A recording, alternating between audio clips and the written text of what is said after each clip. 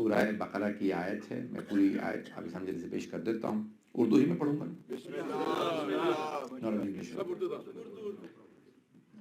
اللہ سبحانہ و تعالیٰ آزمائشیں بھیجتا ہے، آزمائش بھیجتا ہے، امتحان ٹرائلز بھیجتا ہے، اور اللہ خود ہی فرماتا ہے کہ یہ جب آزمائشیں آتی ہیں تو کچھ ایسے ہیں کہ جو ان آزمائشوں میں اس طرح سے کامیاب ہوتے ہیں کہ بلکہ شکر نظر آتا ہے۔ بہت سے ایسے افراد ہیں کہ جو پریشانیاں دیکھتے ہی پریشان ہو جاتے ہیں، اور جو مشکل کشا کے ماننے والے ہوں،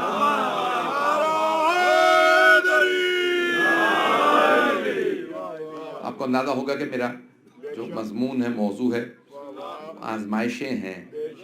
تو اب دنیا میں آزمائشیں بہت آتی ہیں، لیکن آزمائشوں میں ڈٹنے والے کم نظر آتے ہیں، آزمائشوں سے بھاگنے والے زیادہ نظر آتے ہیں۔ اب ہر انسان کی آزمائش الگ ہو سکتی ہے، میں یہ ان کو اپنے انداز سے پیش کروں گا، اور ہر انسان کا امتحان، آزمائش جو ہے وہ اس کے لیے ہے۔ یہ نہیں ہو سکتا کہ کوئی کہے کہ میں دنیا میں آیا مجھے امتحان نہیں چاہیے۔ تو اللہ ہر انسان کو وَلَنَبْلُوَنَّكُمْ بِشَيْءٍ مِّنَ الْخَوْفِ وَالْجُوعِ وَنَقْصٍ مِّنَ الْأَمْوَالِ وَالْأَنفُسِ وَالثَّمَرَاتِ۔ اب اللہ مختلف آزمائشیں بتا رہا ہے، تو اب وَلَنَبْلُوَنَّكُمْ، ہم تمہارا امتحان لیں گے، آزمائش لیں گے۔ وَلَنَبْلُوَنَّكُمْ بِشَيْءٍ مِّنَ الْخَوْفِ، کسی کو خوف طاری ہوگا، اسے خوف کے ذریعے اللہ امتحان لے گا۔ کوئی خوف میں کہے گا اِنَّا لِلَّهِ وَإِنَّا إِلَيْهِ رَاجِعُونَ، کوئی امتحان خوف کے اندر، اور کوئی رو کے کہے گا پروردگارا مجھے یہاں نہ لاتا۔ میں اب نام کسی کو نہیں لوں گا، مختلف آزمائشوں میں مختلف لوگ مختلف جملے کہیں گے۔ ہر انسان آزمائش میں پہچانا جاتا ہے۔ اچھے وقتوں میں سبھی اچھے ہوتے ہیں، تھوڑے سے جملے میں غور کر لیجیے گا۔ اچھے وقتوں میں سبھی اچھے ہوتے ہیں، برے وقت میں پتہ چلتا کون ایمان میں کتنا مضبوط ہے۔ بحران میں، کرائسس میں پتہ چلتا ہے لیڈر کون ہے۔ اچھے وقت کے اندر تو ہر آدمی ہی اچھا لیڈر ہوتا ہے۔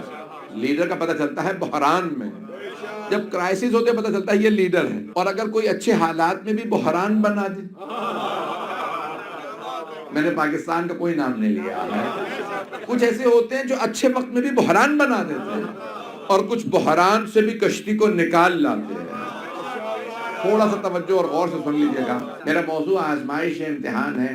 وَلَنَبْلُوَنَّكُمْ بِشَيْءٍ مِّنَ الْخَوْفِ وَالْجُوعِ، کچھ کو بھوک کی آزمائش ہوتی ہے، کچھ لوگ بھوک سے آزمائے جاتے ہیں۔ بھوک ہوگی لیکن یہ نہیں کہیں گے میں بھوکا ہوں۔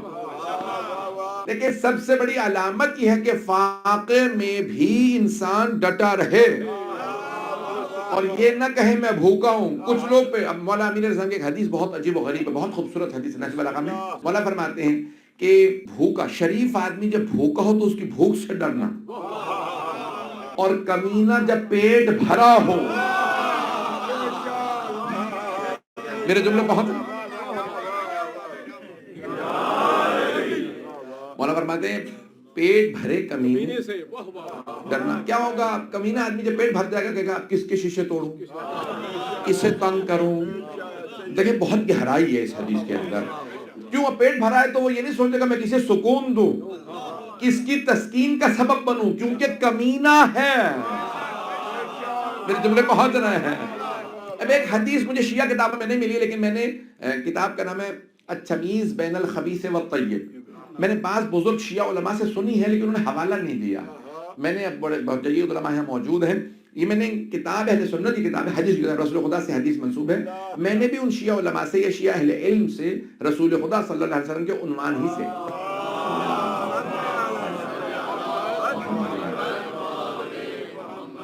حدیث کو غور سے سنیے گا۔ If you pay attention to this حدیث، یہ رسول خدا صلی اللہ علیہ وسلم سے منسوب ہے، اہل سنت کتابوں میں مجھے ملی ہے کتاب التمییز بین الخبیث والطیب، اچھے میں اور برے میں تمیز کیا ہے۔ تو اب وہاں پہ یہ حدیث موجود ہے، تو رسول خدا نے فرمایا کہ حلال زیادہ تو حلال زیادہ ہوتا، اس کے مقابلے میں کون ہوتا؟ اب نمبر کے حضرات میں کہنا نہیں چاہ رہا ہوں۔ تو آپ فرماتے ہیں کہ حلال زیادہ تو حلال زیادہ ہوتا ہے، لیکن جو حلال زیادہ نہ ہو اس کی سب سے بڑی نشانی یہ ہے کہ خلق خدا اس سے تنگ ہوتی ہے. اب لوگ نہیں ہیں. اب میں نے کسی کا نام دیکھیں, دشمنان اہل بیت کی سب سے بڑی نشانی یہ کہ صرف اہل بیت تنگ نہیں تھے,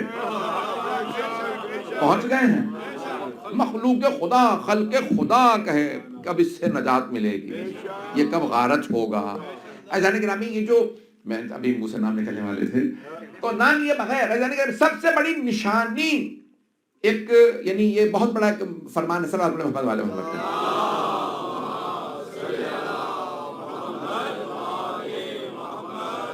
سب سے بڑی نشانی خبیث کی یا برے انسان کی یا اس کے برے شجرے کی یہ ہے کہ لوگ اس سے تنگ ہوتے ہیں. اسی لیے چھٹے امام سے پوچھا گیا کہ مولا یہ قرآن میں آیا شجرہ طیبہ, یہ کون ہے؟ کہا ہم بنی ہاشم.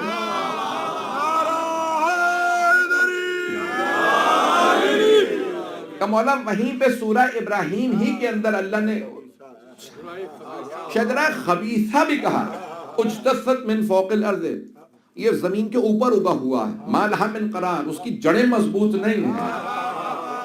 اللہ کہتا ہے شجرہ طیبہ اس کی اصلھا ثابت و فرعھا فی السماء, اس کی جڑ بہت مضبوط ہے اور شاخیں آسمان سے بات کر رہی ہیں.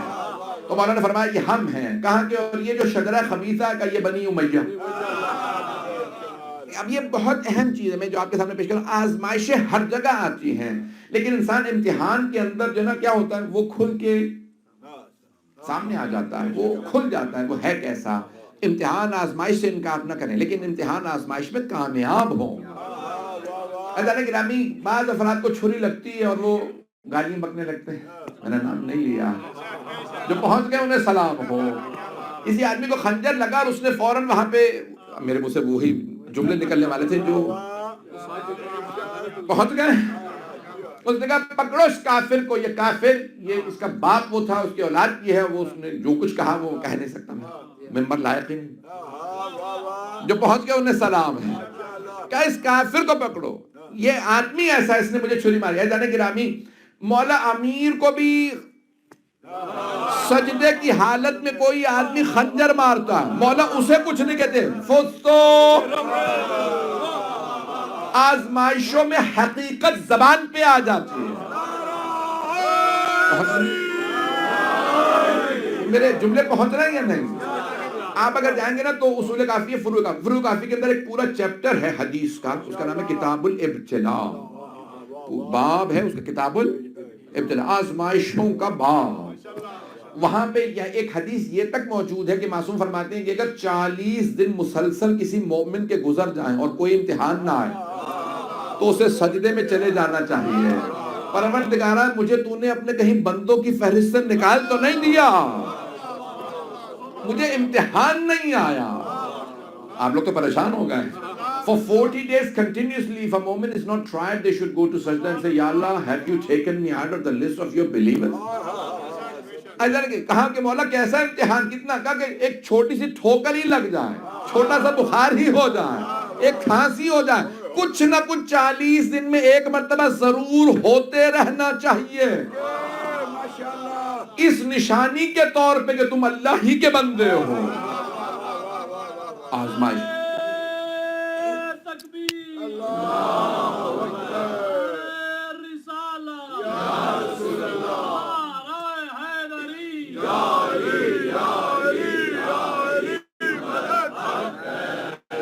توجہ فرما رہے ہیں عزیزان گرامی. ہمارے عام طور سے کہتے ہیں کہ آج کل یہ بڑی پریشانی سے گزر رہا ہے عذاب الہی میں. عزیزان گرامی, اگر مومن ہے تو عذاب الہی میں نہیں ہے, آزمائشوں میں ہے. جتنا ایمان زیادہ ہوگا اتنی آزمائش زیادہ ہوگا. میرے جملے پہنچ رہے ہیں عزیزان گرامی. آزمائشیں ایمان کی علامت ہیں. قرآن کریم کی جلدی سے آیت پیش کر دوں. یہ 2 آیات ہیں سورہ فجر, جس کے لیے امام صادق علیہ السلام نے فرمایا کہ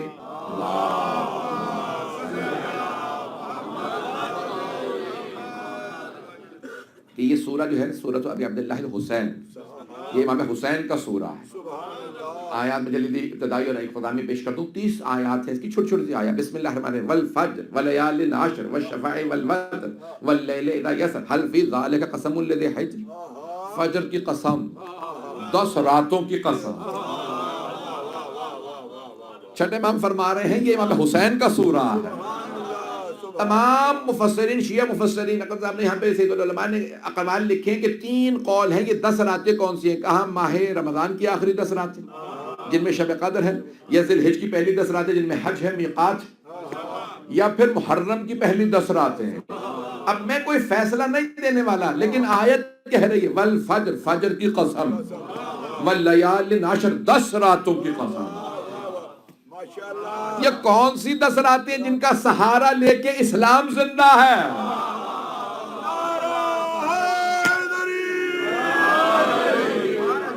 تھوڑا سا توجہ کر لیں گے، میں نے پیش کرنا وہ آیات. آزمائش میرا موضوع ہے، چلتے رہیے اسی محبت سے. بھائی اذان گرامی جس محبت سے آپ دیکھ رہے ہیں اسی محبت سے سنیے. والفجر، فجر کی قسم، ولیال عشر، 10 راتوں کی قسم، والشفع والوتر، 2 کی قسم اور 1 کی قسم. شفع کہتے ہیں 2 کو، وتر کہتے ہیں 1 کو. تہجد کے اختتام پہ جو 3 رکعتیں شفع اور وتر اسی لیے کہا جاتا ہے. جو پہنچ رہے ہیں انہیں سلام. تو اب یہاں پہ کتنی قسمیں ہو گئی؟ فجر 1، 10 راتیں، 10 اور 1، کچھ لوگ پہنچ رہے ہیں. والفجر واللیال عشر، فجر کی قسم اور 10 راتوں کی قسم، ہو گئی 11. والشفع والوتر، 11 میں 2 ڈالے 13 اور 1 تو یہ 14 کی قسم ہے.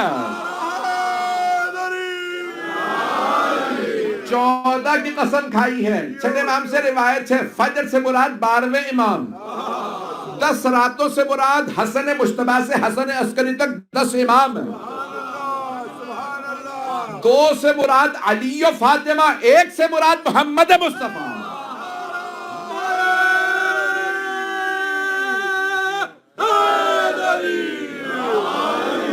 توجہ فرما رہے ہیں سیدھا محمد علیہ محمد علیہ السلام بلند تر صلوات. صلی اللہ محمد ماشاءاللہ قبلہ ماشاءاللہ. تو دیکھیں یہ ابتدائی آیات 5 ہے. حل فی ذالک قسم للذی، کیا ان قسموں میں، اللہ کہہ رہا ہے کیا ان قسموں میں عقل والوں کے لیے کوئی قابل غور قسم نہیں ہے؟ کن 14 کی اللہ نے قسم کھائی ہے؟ جو پہنچ رہے ہیں انہیں سلام ہے. آئیے ذرا اختتام سورہ فجر کو دیکھ لیجیے. یا ایتھا النفس المطمئنہ ارجعی الی ربک راضیۃ مرضیہ فادخلی فی عبادی وادخلی جنتی. اب چھٹے امام فرما رہے ہیں سورہ فجر اکثروا تلاوت سورۃ کثرت سے سورہ فجر کی تلاوت کرو، لأنہا سورۃ ابی عبداللہ الحسین، کیونکہ یہ ابی عبداللہ الحسین کا سورہ میں چلتے رہیے گا. اب اس کے بیچ میں 2 آیات ہیں، آیت نمبر ظاہراً 15 اور 16. اب یہ پہلی تو 14 آیات ہے جس کے اندر 3 واقعات، 3 انبیاء کے واقعات. فصب علیہم ربک صوت عذاب، اللہ نے مختلف جو تازیانے مارے ہیں عذاب کے مختلف قوموں کو الگ. فرعون کا بھی اللہ نے بتایا، وفرعون ذی الاوتاد، سارے بتائیں. اب یہ تفصیل کا وقت نہیں ہے. قوم عاد، ثمود اور فرعون، کتنے تذکرے کیے اللہ نے؟ کون تھا یہ؟ بالکل صحیح کہا. یہ اللہ نے یہاں پہ 3 قوموں کا تذکرہ کیا جن پہ اللہ نے عذاب بھیجا، قوم عاد و ثمود و فرعون. تو پھر اس کے بعد اللہ فرماتا ہے فَأَمَّا الْإِنسَانُ إِذَا مَا ابْتَلَاهُ رَبُّهُ فَقَدَرَ عَلَيْهِ رِزْقَهُ. اللہ کیا کرتا ہے؟ اللہ کہتا ہے کہ بھئی اللہ کئی بندوں کی آزمائش کرنا چاہتا ہے، انہیں دولت دے دیتا ہے، اور کئی بندوں کی آزمائش کرتا ہے، ان سے دولت چھین لیتا ہے. جب اللہ دولت دیتا ہے تو اللہ کہتا ہے، بندے پلٹ کے کہتے ہیں ربی اکرمن، اللہ نے مجھے بڑا کرم کیا. آپ لوگ تو ہیں ہی نہیں یہاں. اور دوسرے مقام پہ اللہ فرماتا ہے جب اللہ دولت چھینتا ہے تو میرے بندے مجھے سے کہتے ہیں ربی احانن، میرے رب نے میری توہین کر دی. اللہ کہتا ہے جب میں دولت دیتا ہوں تو خوش نہیں، جب چھینتا ہوں تو ناراض نہیں. دولت دیتا ہوں تب بھی امتحان کے لیے، چھینتا ہوں تب بھی امتحان کے لیے.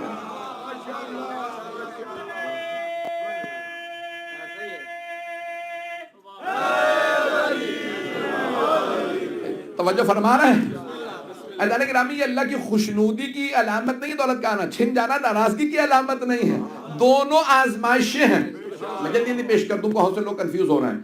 بہت سے کیا ہوتا ہے، کچھ لوگ اللہ کی تب تک بندگی عبادت کرتے رہتے جب تک دولت نہ مل جائے. ایسا ہے شاید آپ دیکھیں پروردگار دولت دے پیسہ دے دے پیسہ دے دے جیسے پیسہ آیا اب اللہ نے دے تو دیے جس لیے عبادت کر رہا تھا وہ مل گیا وہیں سے انہوں نے اللہ کو خدا حافظ کہا چلے گا اور کچھ لوگ تب تک عبادت کرتے ہیں جب تک دولت جب نہیں آتی تو کچھ لوگ وہاں اور کچھ لوگ جب تک ہوتی ہے تب تک دولت ہے تو جیسے اللہ نے چھینی دولت کا اب کس بات کی عبادت کر چھین تو لیا سب اس نے مولا امین علیہ السلام کی حدیث عجیب و غریب ہے فرماتے ہیں جو اللہ سے صرف ضرورت کے وقت تعلق رکھتے ہیں وہ ضرورت چاہے پوری ہو نہ ہو اللہ کو چھوڑ جاتے ہیں ضرورت پوری ہو جائے تو کیونکہ ضرورت ہی کے لیے آئے تھے نہ پوری ہو تو آئے ہی ضرورت کے لیے نہیں پہنچ سکے ہیں پہنچ رہے ہیں حضرات اللہ نے گرامی یہ تعلق نہ رکھیے یہاں پہ اللہ قرآن میں بڑے خوبصورت انداز سے کہہ رہا ہے یہ مرحوم ذیشان نے بڑی خوبصورت بات لکھی ہے وہ کہتے ہیں کہ بہت سے لوگ سمجھتے ہیں پیسہ آ گیا کچھ لوگ نہیں آتا تب تک عبادت کرتے ہیں جب آتا ہے تب عبادت کرتے ہیں دونوں حالتیں امتحان کی حالتیں ہیں یہ دولت اللہ دیتا ہے بھائی تم حق ادا کرتے ہو اپنے غریب بہن بھائیوں کا عزیز رشتہ داروں کا مؤمنین کا تو پھر یہ دولت اچھی تھی اور اگر دولت چلے جانے پہ بھی عبادت کرتے رہتے ہو شکر بجا لاتے ہو تب بھی دولت کا چھننا اچھا تھا میں نے ایک مجلس میں پڑھا تھا آپ کے اولڈم میں کچھ لوگ وہاں کے نظر آ رہے ہیں نہیں اولڈم میں نہیں یہ آپ کے روشڈیل میں کچھ مومنین وہاں کے نظر آ رہے ہیں میں جملہ کہا تھا آپ اس میں موجود تھے ایک جملہ وہاں کا سن لیجئے آپ میں سے بہت سے چہرے وہاں پہ نہیں تھے ایک جملہ سن لیجئے عزیزان گرامی میں نے کہا تھا کچھ کوثر والے ہوتے ہیں کچھ تکاثر والے ہوتے ہیں کوثر والے وہ جن کی شفاعت ہوتی ہے تکاثر والے وہ جنہیں ہلاکت ملتی ہے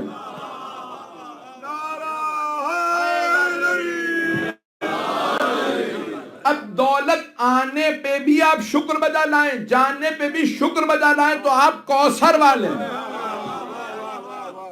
اور اگر دونوں حالتوں میں سے کسی ایک حالت میں بھی آپ شکوہ بجا لائیں تو آپ تکاثر والے ہیں ہم کوثر والے بننا چاہتے ہیں تکاثر والے نہیں کچھ لوگ تو پہنچ رہے ہیں کچھ پریشان ہیں میرا موضوع ذہن میں رکھیے گا آزمائش اب اللہ نے کیا کہا تھا سارے کے سارے مکے والوں نے کہا ہم رسول خدا کا بائیکاٹ کر رہے ہیں تو بائیکاٹ کس کا تھا اردو میں کہا جاتا ہے میں نے ترجمہ جب دیکھا کہ بائیکاٹ کا ہے تو حقہ پانی بند اب یہ کہ بچے کہ یہ کیا بات ہے حقہ بند کرنی تو اچھی بات ہے بھائی یہ اصطلاح ہے یہ وہ والا حقہ نہیں ہے تو محاورہ ہے تو اب پروورب کے لیے کوئی یہ نہیں ہوتا کہ آپ اس کے لیے کنڈیشنز نہیں ہوتی ہیں تو اب انہوں نے بائیکاٹ کس طرح کیا سرور کائنات لیکن سب سے پہلے اس آزمائش میں جو ساتھ کھڑی ہوئی ہستی ہیں کچھ لوگ پہنچ گئے ہیں میں نے تو نام بھی نہیں لیا آپ پہنچ گئے ہیں دیکھیں بائیکاٹ تھا رسول خدا صلی اللہ علیہ وسلم کا لیکن سب سے پہلے جناب ابو طالب کھڑے ہو گئے یا رسول اللہ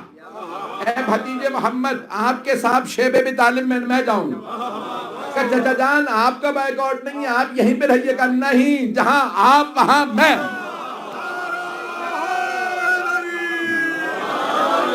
توجہ تو حضرت ابو طالب علیہ السلام نے فرمایا جہاں آپ وہاں میں جب دنیا میں حضرت ابو طالب فرما رہے جہاں آپ وہاں میں تو آخرت میں پیغمبر فرمائیں گے چچا جان جہاں میں وہاں آپ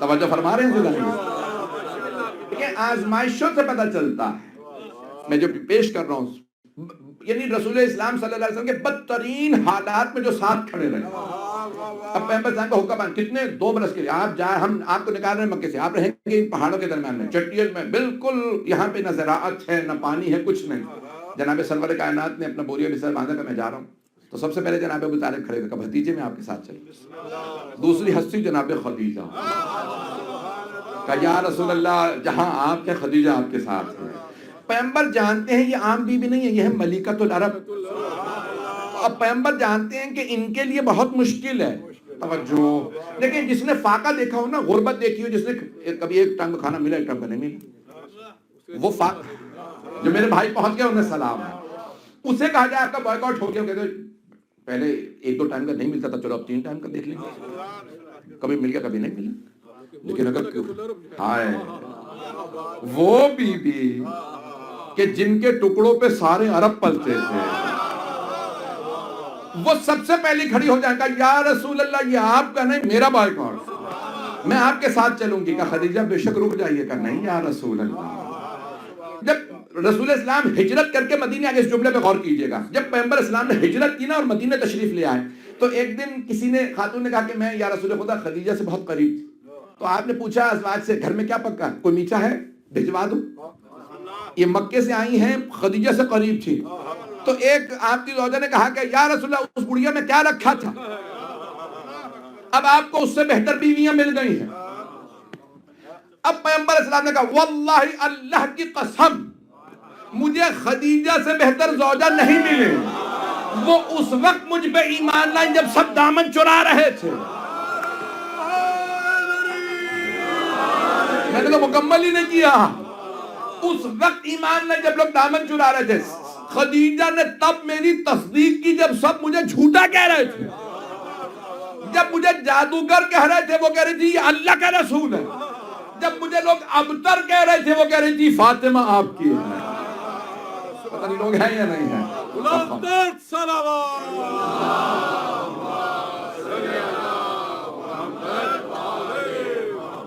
توجہ فرمانے اللہ نے گرامی، اچھے وقت میں تو کوئی بھی ساتھ چل لیتا ہے، برے وقت میں ساتھ چلنے سے پتہ چلتا ہے کون ساتھ ہے۔ اب پیغمبر اسلام کا بدترین دور ہے، لیکن اس کے اندر یعنی دنیاوی لحاظ سے tough, the most difficult time, the toughest life of the Holy Prophet was during شیب ابی طالب، لیکن اس میں کون سب سے پہلے جناب ابو طالب، ساتھ کون جناب خدیجہ اور جناب امیر المؤمنین اور حضرت فاطمہ بنت اسد۔ توجہ صلی علی محمد۔ بھئی یہ وہ ہستیاں جو ساتھ جا رہی ہیں۔ عزیزان گرامی میں نے ایک جملہ کہا تھا، یہاں پہ ایک جملہ کہہ کے آگے بڑھوں گا کہ سب سے بڑی جو اسلام کے ساتھ ٹریجڈی ہوئی ہے نا وہ یہی ہے، سچ کو جھوٹ، جھوٹ کو سچ کر دیا۔ جو فرسٹ کلاس مومن انہیں کافر بنا دیا، اور جو تھرڈ کلاس کافر تھا، پتہ نہیں لوگ پہنچ رہے ہیں نہیں پہنچ رہے ہیں، جو تھرڈ کلاس کافر تھے ان سب کو مومن بنا دیا، جو امیر المؤمنین کے بھی باپ تھے، جو کل ایمان کے والد تھے، انہیں کہہ رہے ہیں نہیں وہ کافر ہیں، اور جو پوری زندگی اسلام کے خلاف لڑتے رہے۔ میں نے کچھ نہیں کہا، لیکن انسان جو نا وہ برے وقت میں پہچانا جاتا ہے۔ میں پڑھوں یہ مضمون، میں نے گھڑی نہیں دیکھی تھی، آپ مجھے پھر ریمائنڈ کرا دیں گے۔ عزیزان گرامی یہ آزمائش انسان کا جو اصل ہے نا وہ باہر آ جاتا ہے۔ عزیزان گرامی جناب مولا کائنات فرماتے ہیں حضرت ابو طالب، میرے بابا ابو طالب قریش کے سرداروں میں سے تھے، حضرت خدیجہ ملکۃ العرب تھی۔ مولا فرماتے ہیں نہج البلاغہ میں خطبہ ہے مولا کا، مولا فرماتے ہیں کہ میرے بابا اور جناب خدیجہ نے مولا کو پالا تھا، تو جیسے جناب امیر المؤمنین کی والدہ کے لیے پیغمبر نے کہا نا میری ماں کے بعد میری ماں، ویسے ہی مولا نے کہا میری ماں کے بعد میری ماں۔ پالا بچھا انہوں نے آغوش میں گود لیا۔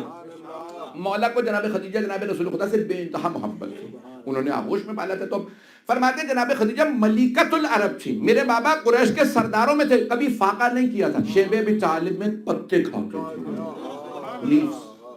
مولا فرماتے ہیں ان کی کھال اتنی باریک ہو گئی تھی کہ جب کھانا کھاتے تھے تو نظر آتا تھا، اتنے سکن انسان کی جب you're not getting the nutrition ہوتا ہے نا، انسان کو غذائیت نہیں ملتی، تو کھال چھوٹے چھوٹے کاغذ سے بھی، آپ نے دیکھا بعض لوگ اتنے کمزور ہو جاتے ہیں کاغذ بھی کاٹ دیتا ہے، اسکن کو کاٹ دیتا ہے، آپ نے شاید غور کیا ہو۔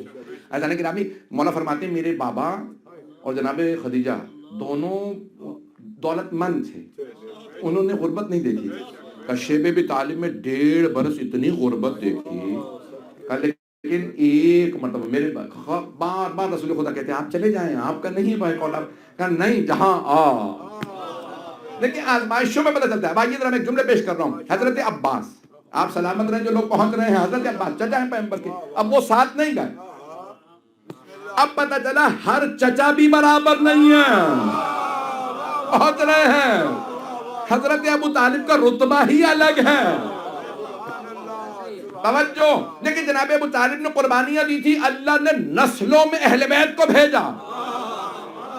آج کوئی بھی سادات کا شجرہ لکھے گا مجبور ہوگا ابو طالب کا نام پہلے لکھے۔ بہت رہے،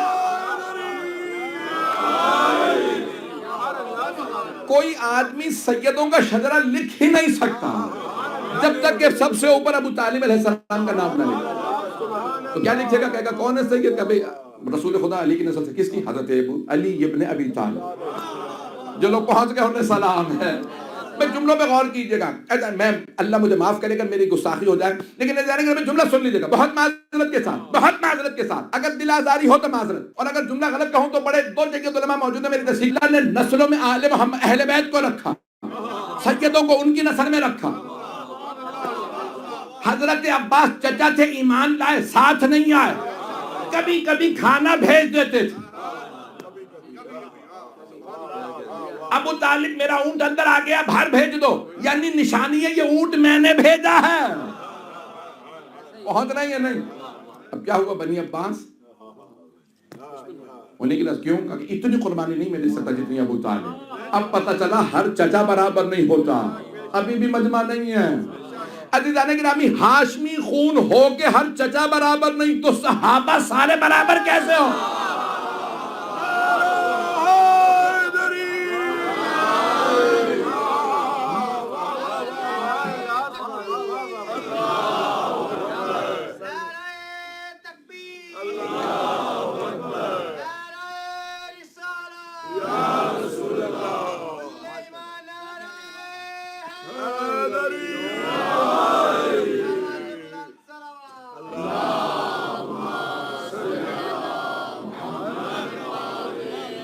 توجہ فرما رہے ہیں عزیزان گرامی، سب برابر نہیں ہو سکتے۔ عزیزان گرامی، بے انتہا قربانیاں۔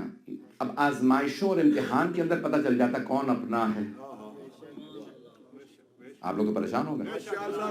امتحان آزمائش میں نا سب پہچانے جاتے ہیں، اچھے وقت میں تو سبھی ساتھ رہتے ہیں، برے وقت میں بہت سے لوگ راستہ چھوڑ کے چلے جاتے ہیں۔ اس کا برا وقت ہے کہیں ساتھ چلوں گا، آزمائش مجھ پہ بھی نہ آ جائے۔ یہاں عزیزان گرامی جملے کو سن لیجیے گا۔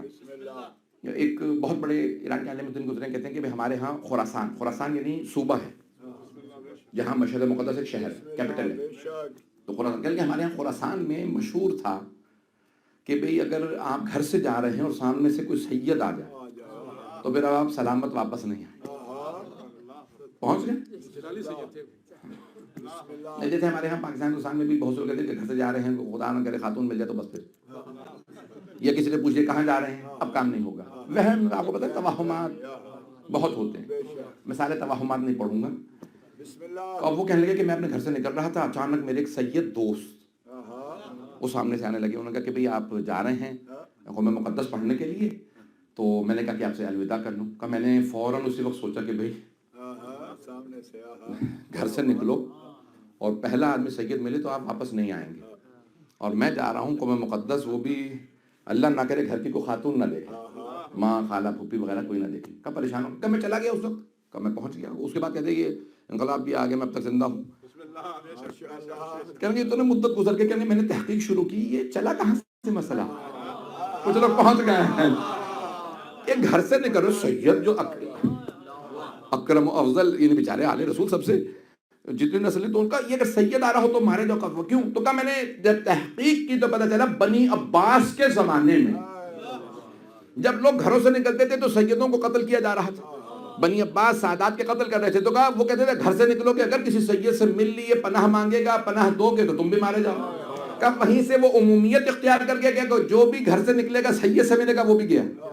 عزیزان گرامی، اب سوچئے کہ کتنا سادات کے لیے مشکل دور تھا کہ لوگ گھروں سے نکلتے اگر سید کو دیکھ لیں تو ان کے لیے آزمائش شروع ہو جاتی۔ اب سوچئے کیسے کیسے ادوار گزرے ہیں، میں اب کیسے پیش کروں۔ برے وقت میں پتہ چلتا۔ عزیزان گرامی، یہ آپ نے واقعات سن رکھیں کہ وہ جو راجہ ہندوستان کا کافر تھا، آذربائیجان کے بادشاہ کے متعلق ملتا ہے، اس کے لیے ملتا ہے، اور بڑے بڑے بادشاہوں کے لیے ملتے ہیں۔ اتنے واقعات ہیں کہ خواب ایک، اس نے کہا بھئی کون ہے؟ کہ میں سید ذاتی ہوں، پناہ لے کے اپنے یتیم بچوں کو آئی ہوں، مجھے پناہ دے دو۔ مسلمان بادشاہ نے کہا تیری خاطر بنی عباس مجھے بھی مار دیں۔ نکل یہاں سے. اس نے سید علی کو گھر سے نکال دیا. وہ جو کافر تھا, وہ جو مشرک تھا, اس نے کہا کہ اب چلے محمد کی نسل ہے, کیا کہ آپ احمد مصطفیٰ کی نسل ہیں. میں مانتا نہیں ہوں لیکن میں احترام کرتا ہوں. میرے ہاں پناہ اپنی بیوی سے کہا کہ بھی ملکہ اس کو احترام سے رکھنا, یہ پردہ دار خاتون, اس کی عفت عزت کا احترام رہے. اب اسی کافر نے خواب میں دیکھا کہ سرور کائنات تشریف لائے اور ایک مرتبہ باہیں پھیلا کے کہتے ہیں تو نے میری نسل کا لحاظ رکھا, تجھے جنت میں میں لے کے جاؤں گا. صبح اٹھا ایمان لے آئے. اب وہ ایمان لایا, رات میں دیکھا وہ جو مسلمان بادشاہ تھا وہ اس کے گھر پہ آیا. کبھی میں انہیں لینے آیا ہوں, میرے ساتھ جانے دو. کیا کہ نہیں اب نہیں جانے دوں گا. کہا اب کیا معاملہ ہے, یہ مسلمان ہے تو کافر ہے, تیرے ان سے کیا معاملہ ہے. کہا دیکھ جو تو نے خواب دیکھا ہے وہی میں نے بھی خواب دیکھا ہے. کہ تجھے کیا پتا میں نے کیا خواب دیکھا. کہ تو پہلے اپنا خواب بتا پھر میں اپنا خواب بتاتا ہوں. کہ میں نے خواب دیکھا کہ پیغمبر کھڑے ہیں, کہ خبردار میرے پاس نہ جب میری آل ہی کا پاس نہیں رکھا تو مجھ سے کیوں شفاعت مانگنے آیا. عزیزان گرامی اب دیکھیے اس مسلمان کی شفاعت نہیں کی, اس کافر کو ایمان بھی نصیب ہو گیا. اب ہم میرے جملے پہنچ رہے ہیں. آزمائشوں اور امتحانوں میں پتہ چلتا ہے کون اپنا ہے کون بیگانہ ہے.